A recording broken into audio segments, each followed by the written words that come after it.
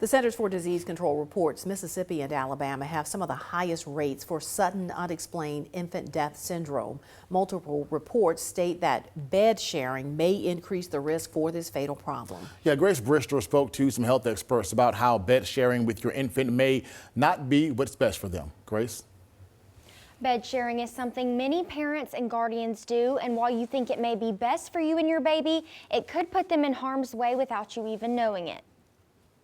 There's a common misconception with the term SIDS, also known as sudden infant death syndrome. Lowndes County Coroner Greg Merchant has to see more of these cases than he would like to in his profession. He says SIDS is used to give a cause of death when there's not a known health issue. SIDS is not a condition, it's not a disease.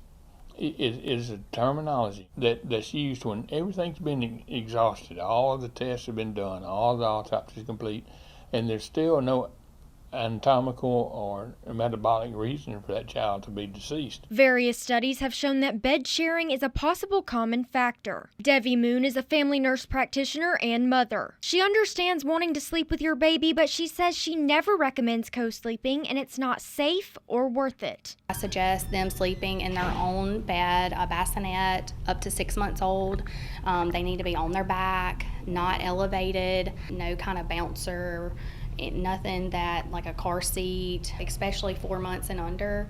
Their that chin to chest, it just gets a position that they can't breathe and they're at a high risk for suffocation. You don't really realize your movement in the bed or the baby's movement in the bed. Some of the research that's been done through time show that people who smoke shouldn't let their baby sleep with them.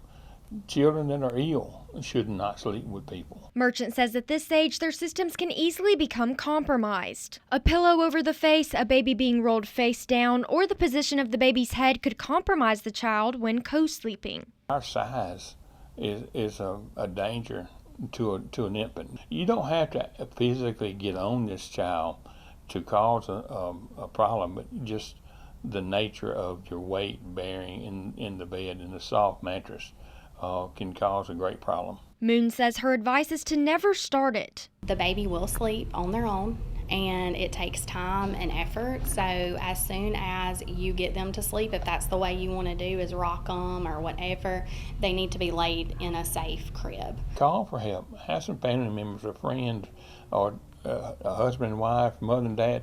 Take time about, doing what's possible to keep that child out of the bed with you. In 2022, there were 319 infant deaths in the state of Mississippi, and around 25% were reported due to SIDS.